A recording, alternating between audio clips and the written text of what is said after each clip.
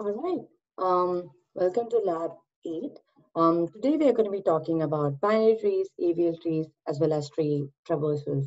As always, beginning with some announcements. Project 3 is due on March 28th at 11:59 p.m. If you don't already know, we are all conducting online office hours. Check the calendar schedule so you know when you can get help. As always, last week's lab is due this Friday, March 27th. Ensure that you submit the written problem to Gradescope because that's how we are doing handwritten problem right now. And Lab 8 is due on April 3rd, 11:59 p.m. And this time you're going to have both autograder and a quiz. All right. So we're going to be discussing last week's handwritten problem just as a refresher. The goal was given a sentence where you have different words and a prefixes vector where you have different words as well. You needed to replace each word in the sentence by the shortest prefix available in the prefixes vector. Before I go to common mistakes, let me just go through the solution. So essentially what you can see first of all is to store prefixes, you're using a set and not an unordered map because all you need to have is access to those prefixes. You don't really care about the count. So that's a more efficient way of doing it. And that essentially takes about OMP time because you don't have an hour. So um, the second thing is the output, which is after you have replaced it by prefixes, what is it going to be? And then what you're going to be doing is you're going to be going through each word in the sentence because, of course, you had to find the minimum thing. And so that's going to take n iterations. You then are trying to find the right prefix to replace it by. And what you are doing over here is for each character of the word, you are sort of pushing back and you're trying to find the prefix because you need to find the smallest one. So, for example, if I'm trying to look at cattle, I'm first going to say, all right, does C exist in prefixes? No. Does CA exist in prefixes? No. Does CAT exist in prefixes? Yes. And therefore, you're going to be replacing it. And of course, since you're adding character by character, that's going to be the smallest prefix that's available in the prefixes set.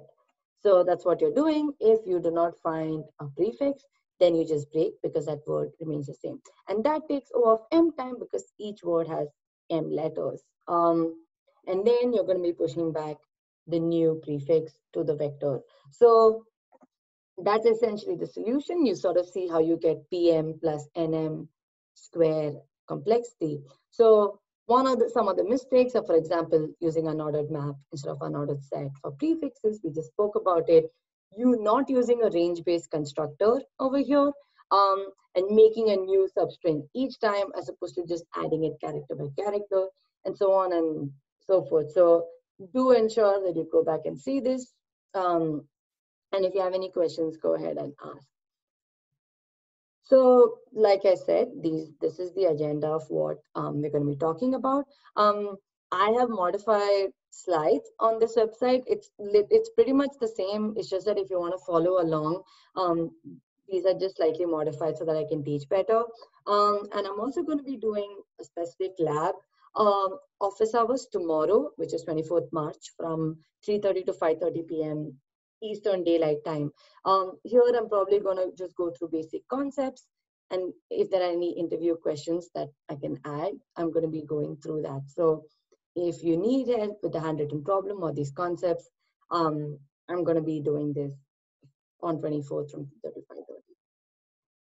Okay, so let's start out with tree traversals. But in order to talk about tree traversals, we need to talk about the different terminology. So as always, so let's just assume we have a tree. So I'm not going to write any numbers into them. So a root is a tree is a node with no parents. A leaf is a node with no children. As always, the internal node is as long as it has some children, and this includes root as well.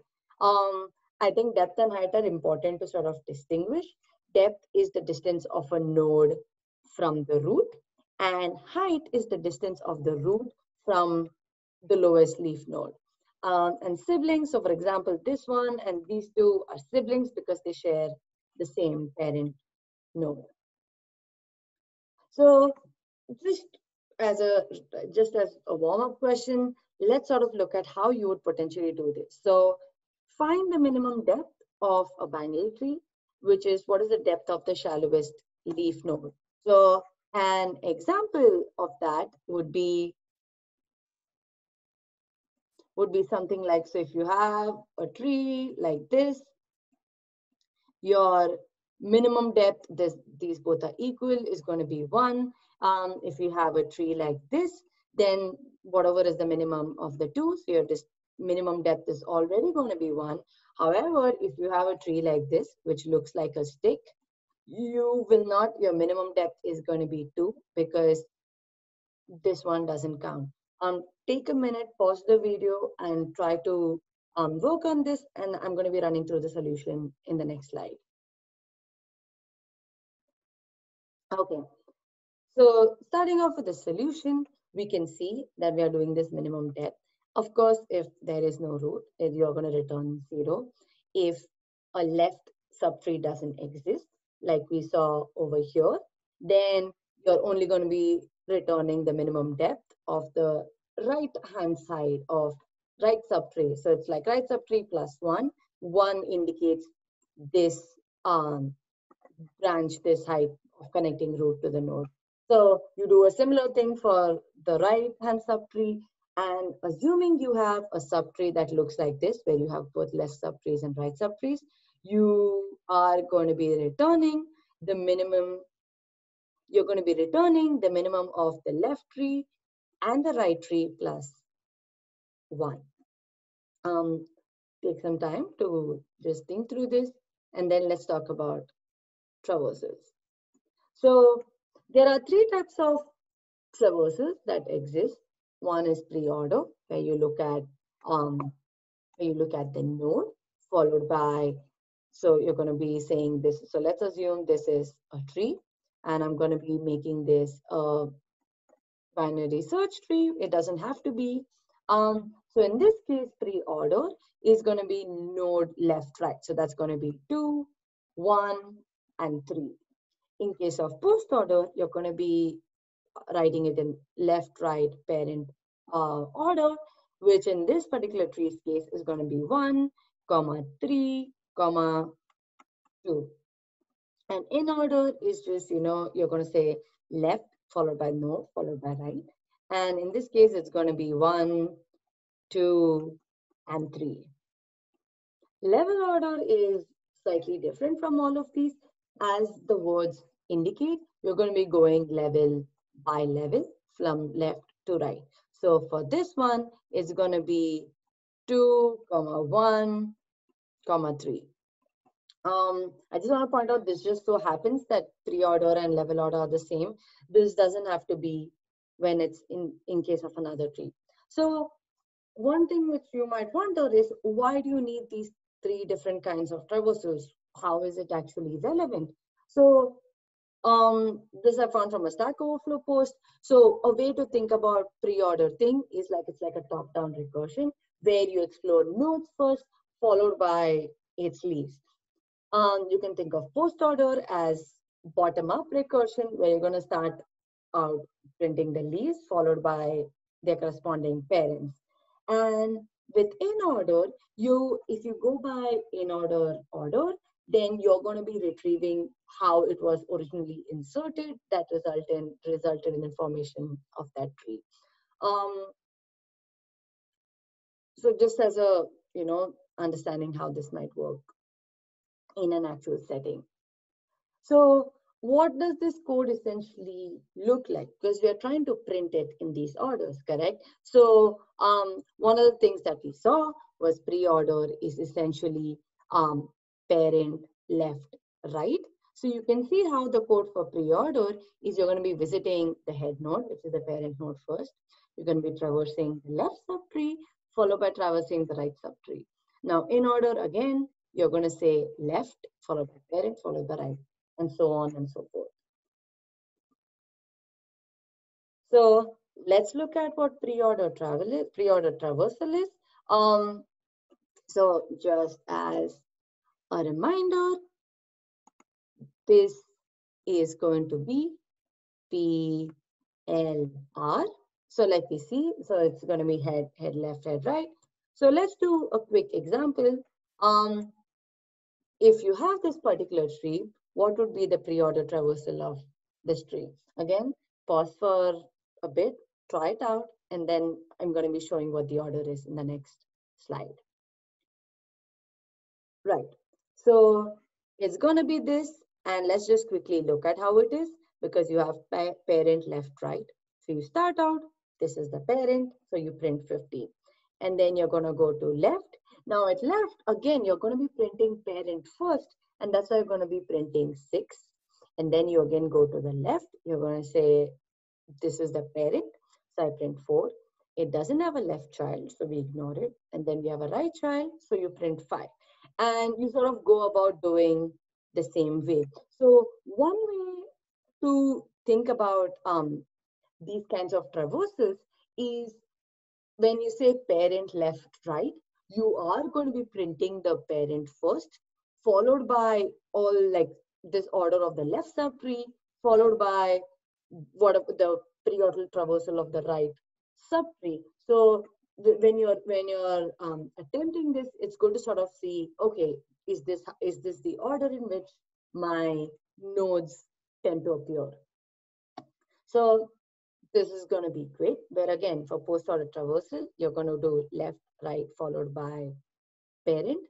So we're going to take the same example. Why don't you solve what this will potentially look like?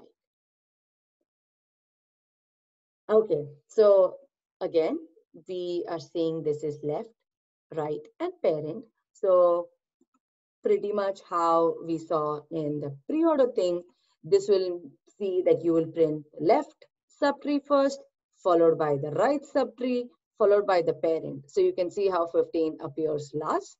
So just to quickly look at what this would go, right? So you come to 15, we are not the leftmost thing, so then you go left. Again, you go to 6, it doesn't matter, then I go left. But again, this still has children. So I'm going to say, all right, who is my left child? No one. Who is my right child? 5. So that is R. So you say R, and then you say, all right, the next one is my parent, because left, right, parent. And then you print P. And you're going to see a similar pattern over here, where before you print 6, you're going to print whatever the 4-5 order is, and then you're going to print 7. So just showing you a pattern of how this works. So in order, again, when you follow it, it's left node and left parent and right. So take the same example, take a minute, please solve it, and then come back to this video. Okay, so the same thing that I would repeat, you have left followed by parent, followed by right. So you can sort of see that over here, where you have left followed by parent, followed by right. So these 3 traversals are important. Let's talk about, how this would, so we spoke about these 3 different traversals. The next one is the level order traversal. So something that you have seen before in breadth first search, you are going to be looking at each level. And that's pretty much what you're doing here. And if you remember what you did with breadth first, you use the queue over there. And you're doing a similar thing over here. I'm just doing this. Just give me a quick second. I'm going to be knocking this out so that I don't have to keep doing this right now. Okay. So we see a queue. You're going to be pushing the head. And then we see that we are going to say, all right, under the queue is empty. Pop this, print this, and then push the left one, and then push the right node. So let's just take the same example we saw, or a different example, and just see how this would work. So in this particular example, so let's say we push head first. So we're going to be pushing 15. So this is in the queue. And we come over here, we say top is level Q dot top. I'm just writing my Q this way. And then I'm going to say, all right, we have stored top, so we're going to pop. So this is my printing place. So I print, and since this is popped, we are removing this from the queue. So once I've printed, I'm saying, all right, if I have a left child, then push my left child. So I'm going to be pushing 6. If I have a right child, then push my right child. So I'm going to be pushing 15. So just to do just like one more iteration, I push 6 over here, and then again, so since level Q is not empty because we have 6 and 15, I come back here. My top is currently 6. I pop it, and then I print 6. And again, I'm going to do the same thing, where if there's a left child, I print 4. If there's a right child, I put 7 in here. So the other example where you did this is you did this in your first project where you had the stack in queue, and you can sort of see how that sort of thing is emerging. You can, oh, I'm sorry, this was supposed to be 23. That was totally my bad. So you can see how at each point, each level is being printed from left to right. And that's essentially your level order traversal. So again, now that we've seen this, this is one of the easiest of the traversals. Take a minute and sort of write down what you think the level order traversal is going to be. Like we just ran through the example, you're sort of going 15, 6, 23, and so on and so forth. So given all of this, let's sort of look at, let's use level order traversal to see what happens. So in this case, you need to find, given a root to a binary tree, find the level of the tree which has the minimum sum. So again, we know what levels are. So this is level 1, this is level 2, this is level 3. So for level 1, the sum is 50. For level 2, the sum is 8. And for level 3, the sum is 117. And what you are going to be returning is the level at which you find the minimum sum. So take a few minutes. If you want to work with someone else online, go ahead and do that. And I'll explain the solution right in the next slide.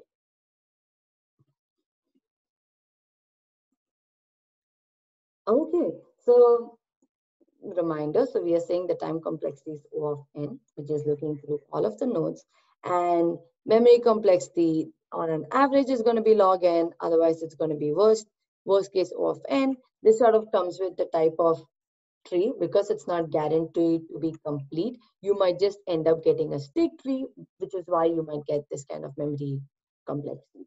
So looking at the solution, we know since you're doing level order traversal, you're going to be using a queue. At any point, you're only going to have the nodes at that particular level. And the reason for that is because at the end, you're just pushing the immediate left and right child. So here you take 15. So here you have pushed 15. So level size is currently 15 and my sum is 0. And of course, since I'm finding minimum sum, I'm going to set it to infinity so that whenever I do compare it, I am getting the right minimum sum and the right level. So we are seeing over here for the number of nodes that exist in the queue or the number of nodes that are on that level, just add the sum and then push the left and right thing. And something that you're going to notice here is since it's a binary tree, for each node that's on a level, so for example, for this node on this, since currently the queue has 6 and 2, I'm going to be pushing 30 and 80 and 7. So once you see that, we are storing minimum sum and the minimum level, and you return minimum level. So take a minute, pause potentially, and then just go through the solution to see if this makes sense to you.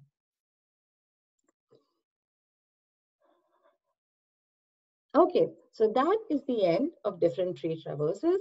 Let's look at, given traversals, how can you potentially deconstruct a tree?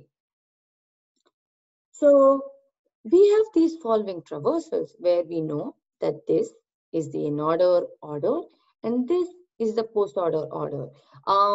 As a reminder, We know in order is L, P, R, and post order is L, R, P. So how do you know what this tree looks like? So just a recap to what we spoke about in traversal. Post order is left-right parent, which means the last node has to be the root node because that's as parent as it gets. So we're gonna start and we're gonna see. We're gonna put in your root as you know what your root is.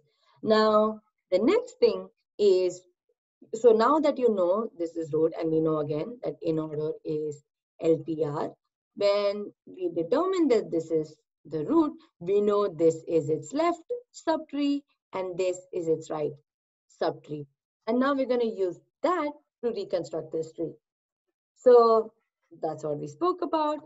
So let's look at this, right? So we know 4825, this is the left subtree. And again, so this sort of allows us to know what nodes are there and then apply the post order traversal to this. So given that we know this is 4825, we know that this is the left subtree. And since post order is LRP again, you know the last node is the root of the left subtree. So then you put into over here. And you continue to do the same thing where you use the fact that you know this is LPR and this is LRP and continue to reconstruct this subtree by subtree. So you do that. So over here, 5 is to the right of 2. So you're going to put this 5 over here. We then come back. So we put this 5 over here and then we have the left subtree. So we have this 4 and we know 4 is at the end. So 4 has to be the root node of this subtree. And then we add 8. And you do a similar process over here. So you have 637 and you have 673. With post order, you know 3 is your root. So 3 is going to become 1's right node. Now we still have 2 more nodes left. Now in order, you already know it's LPR and therefore this is going to be the left node and this is going to be the right node. So just as a reminder, so always remember, like you need to use the fact that you know you have LPR or PLR or LRP and start off with the root. So for example, if this post order was actually pre-order, then I mean, we're going to ignore this, then 8 would have been your root node. So if you can do that and if you can sort of break through what this is going to work out, you should be able to reconstruct this tree. So I'm going to pause. So please, again, go through this, see what you understand, try to work out. I'll try and give some examples in some of the slides about like later about how other orders can work through. So that's essentially reconstructing a tree given the different traversals. Let's go a little bit into how this might work in a binary search tree. So you've seen binary search trees before, and essentially the property that it is going to be adhering to is that any node is greater than all of its nodes in its subtree, in its left subtree, and it is lesser than equal to all of the nodes in the right subtree. And we've seen again when we use binary search, it's easy to search if a particular item exists and insert it in the right place. So we see the insertion time for best case, worst case, and average case, and the lookup time are the same. So when do you hit these times? So the best case is when your root node is your root node is the node you're trying to like look for, or as it is you're going to be inserting. So then you're saying, all right, I'm going to say, actually, no, not inserting. So this is the lookup time. So I'm going to say 2. What is the worst case? Worst case is when you're in stick fashion. So at this point, lookup time is going to be O of n because you have to go all the way to find the node and then be able to insert it accordingly. With log n, let's assume it's a complete tree, then you're ideally just going to hit the height, or rather in this case, the depth of the tree. So then you end up getting lookup time of O of log of n. For insert, the best case occurs when this is the place to insert, like you just know where the node to insert is, and then it kind of works out. Or let's assume you had no tree and you're just inserting the first part, then that becomes like a constant amount of time. And again, log n is when you go through the levels and you find a place to do this. All right. So we just spoke about it, where you start at root and traverse downwards until you figure where to apply, as long as it's adhering to the condition of a binary search tree. And deletion, I'm going to leave this for a bit and I'm going to show you through an example, and maybe we can come back to this. So in this case, we have an existing binary search tree, and we want to insert these following nodes to the binary search tree. So we're going to go through levels. So 3 is less than 8, 3 is less than 4, 4 doesn't have any children, so this is going to become its left child. We then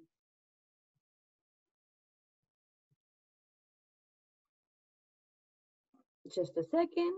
All right, so I'm sorry for that. There was just a glitch with the button. Okay, so now we've inserted 3. Now we're going to do the same thing for 5. 5 is lesser than 8, or like, is it lesser than, greater than? It's lesser than.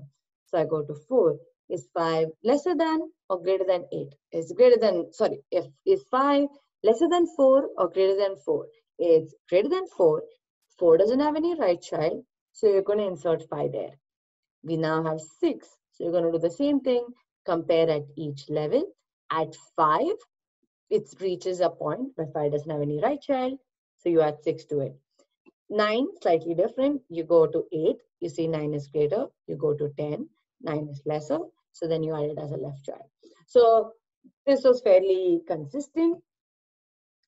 Let's look at how deletion works. So this is sort of similar to what you might potentially you may have seen similar things when we were doing max heap, except here you're ensuring that the binary search tree condition is kept. So over here, we're deleting the elements 5, 4, 8, 11. Now, when you delete 5, you are going to be replacing either by its in-order predecessor or its in-order successor. So in-order again is left parent, right? So left is its in-order predecessor and right is its in-order successor.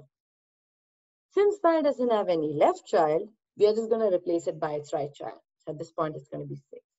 Now, we need to replace 4. So you can take either of those things, because either of those things are valid because they are lesser than 8. So whether you put 3 as a root or 6 as a root, it doesn't matter.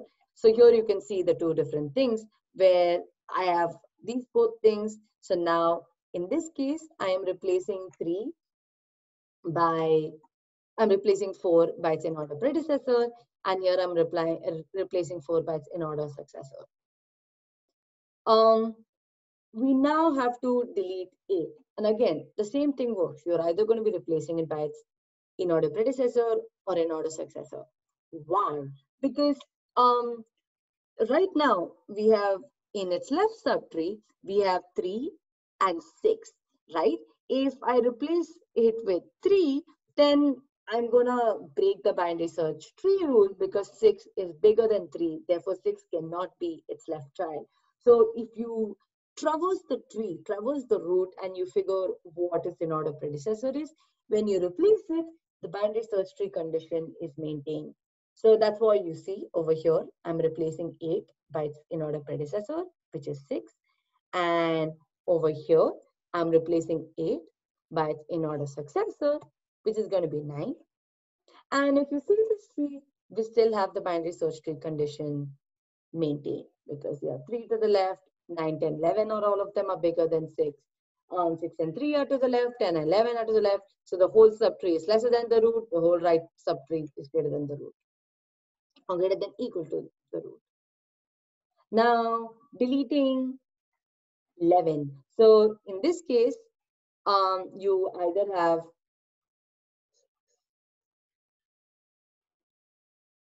I'm sorry, I'm just trying to figure out what this new tree is. So you have 3, 6, So right, so you have the same two trees where you have 11 over here, which needs to be deleted, and 11 over here, which needs to be deleted. Deleting 11 is not affecting any other part of the tree, so you just remove it. So now you have two valid trees. So something that you can see is both of these things are valid trees, except they were different, like you took different paths to get here. So you can have different valid trees, valid binary search trees. So we're going to be talking about what it means for it to be balanced or unbalanced, because right now, I mean, and why does it matter? So a balanced tree is where for every node K of P, the heights of the children differ at most by one. What does this mean in our previous example? So over here, this has this has one child, and this has like 0, like this tree is level 1, so the maximum difference is 1. In this case, again, the depth of this is 1, the depth of this is 2, and therefore the maximum difference between left and right is 1. And the reason for this keeping, or why it needs to be maintained, is when you have a balanced tree, you don't end up, encountering the stick-like scenarios where you might very easily end up getting O of n time complexity. So we can either balance it at certain points, or we can use AVL trees, which have a specific condition, because of which after every time you insert or delete, it automatically self-balances the tree.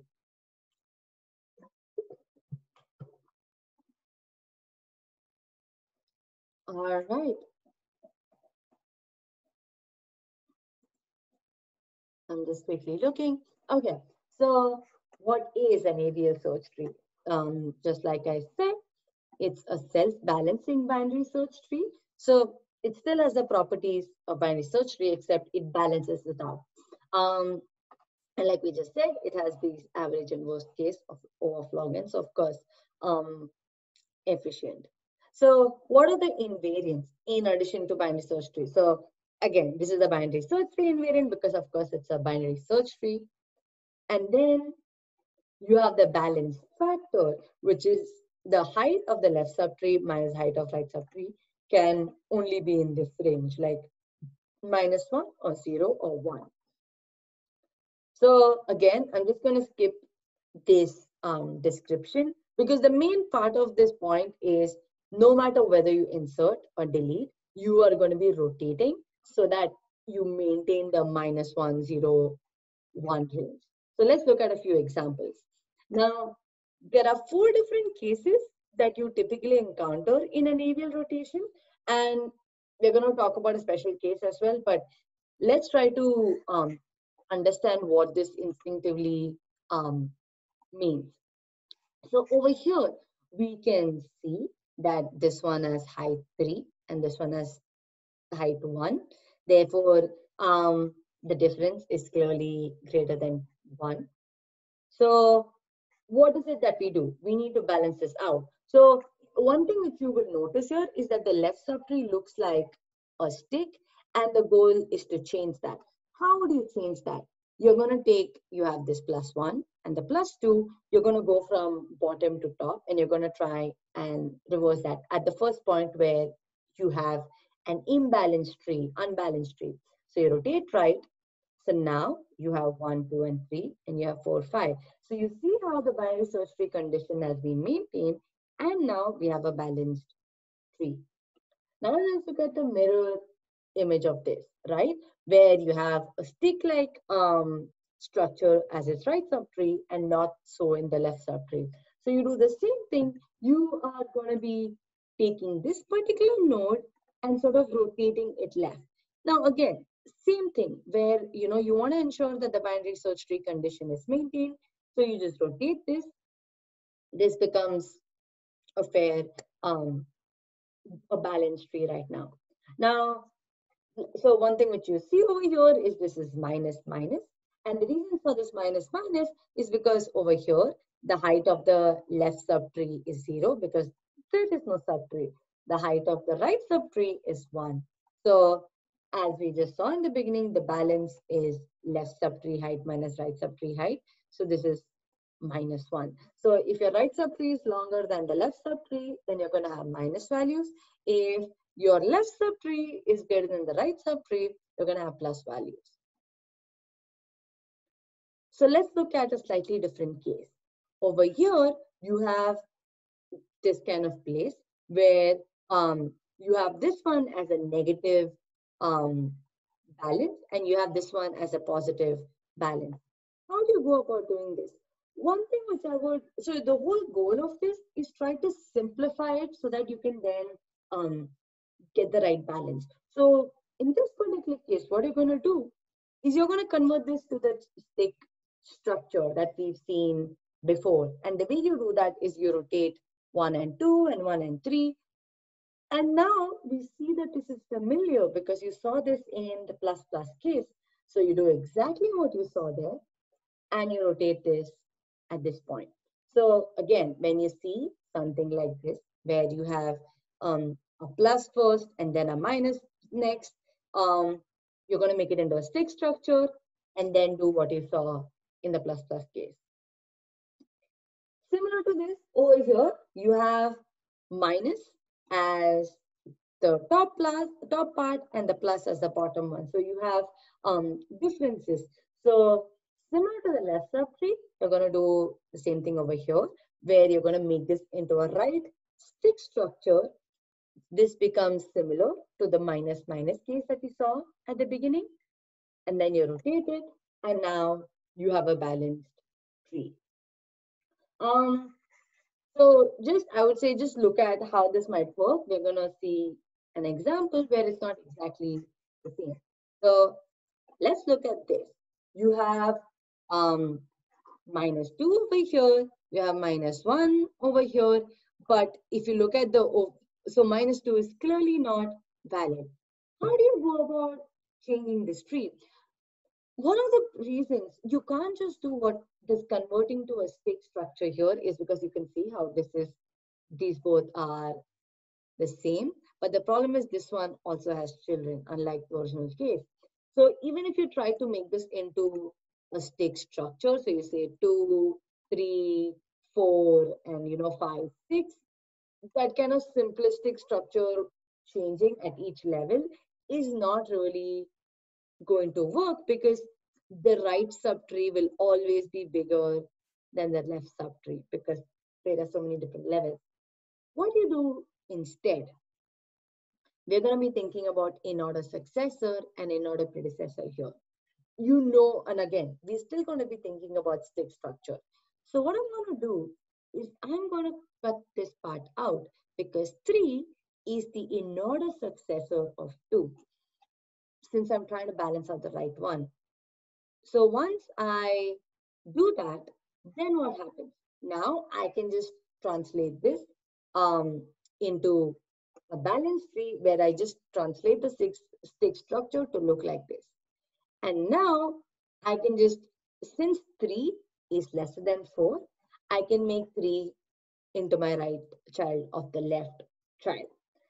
Just because this is a slide, let me just go over this again. So we have this particular tree where the node that should move up has children. So this is going to be hard. How do we solve something like this? If the node 4 has to move up, then the 3 has to be to the left of that because 3 is smaller than 4. So what we do is we disconnect 3, we balance this out so that we now have this is 0 because this height is 2, this height is 2. And then since 3 is lesser than 4, we're going to make this the third child. So I think, so one of the things that you can see is because 4 was 2's right child and we changed it, it doesn't really matter because we now have a final child. But essentially, I think one thing that you should think about when you have complex tree structures like this is complex tree structures like this is to break away these nodes, because even if, so let's assume I had, I had something like 2.5 here and 3.5 here. The same thing sort of occurs where you will have, you'll rotate this becomes 1, 2, 4, and then you have 5 and 6. And since we are cutting this out, we are going to get 3, and then you say 2.5 and 3.5. So whatever is the in-order successor subtree, that's what's going to translate into the in-order predecessor subtree. This is a little confusing, so feel free to ask us questions about this in office hours. So given the situation, given that we understand these different traversals, these different balancing problems, let's look at a practice problem. So you have this particular tree. You are first going to be deleting the node 5, and then you're going to be deleting the node 7. And what would the resulting tree look like? And think about, we can assume that when we're replacing, we will always replace by the in-order successor. Pause this video, take a minute, solve this, and then we're going to attempt to solve this, and then we're going to come back and look at how that would work. Okay, so let's sort of do this step by step, right? So we know that we need to delete 5. If we need to delete 5, we need to replace it by its in-order successor 6. So we're going to delete this because this is not going to exist anymore, and we're going to make this 6. Right now, because this is an avial tree, every time you delete or insert, you have to check for the whether any part of this is imbalanced, because every time you delete or insert, post that, it always needs to be balanced. So right now we can see that at this point, my balance factor is -1. For this, my balance factor is 0. For this, my balance factor is -1 because 1, 2, sorry, this is +1 because we have two two branches here and you have one branch here, so this is +1. Now we're going to do this side. So this part, because this is gone, this is 0, and we have this one node over here, so this is going to be -1, and then over here we're going to take what the height of this is. In this case, it's going to be 1, 2, 3, and then 1, 2. So this is going to be 1. We are overall balanced. Now, if we need to delete 7, what happens? 7 would again be replaced by its in-order successor 8. So let me just show what this would look like.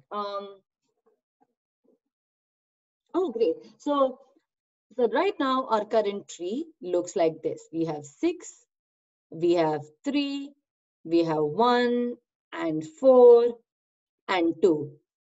And over here we have 7 and we have 8. So now I'm going to be replacing 7 by 8. But what's happening over here? Like over here we can see it's balanced, so this is -1. You have 2 -1, so this is +1. Over here there is nothing, so this is 0. However, we have 1, 2, 3, and then 1, so this is +2. Therefore, this is not balanced anymore. So how are you going to modify this? Now, this is similar to the special case that we just saw. You can see over here that you have +1 and you have +1 and +2. So this is not going to be similar to the stick problem we've seen before. So let me draw this again for clarity. So we have 6, 3, 1, 2, 4, and 8, which is currently not balanced. Okay, that was not really, let's see. All right, so we can see that this one is not balanced. So what do you do instead? I'm just going to make this the same level. So remember, we have to cut it off. So right now, this is the problem because this one has two children. We are encountering, we can't make this into a stick structure. So I'm going to cut this off. And then what do? I'm going to make this into 1, 2, 3, 6, and 8.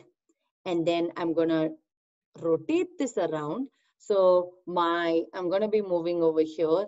So now my tree is going to be 1, 2, 3, 6, and 8. We did have a disconnected 4 node. So now that's going to go over here. So we can see that like this is one way of doing it, but since we had to replace it by in-order successor, we can see that we are getting over here where you have 1 and 2, and then you have 3. And since we disconnected 4, you get this particular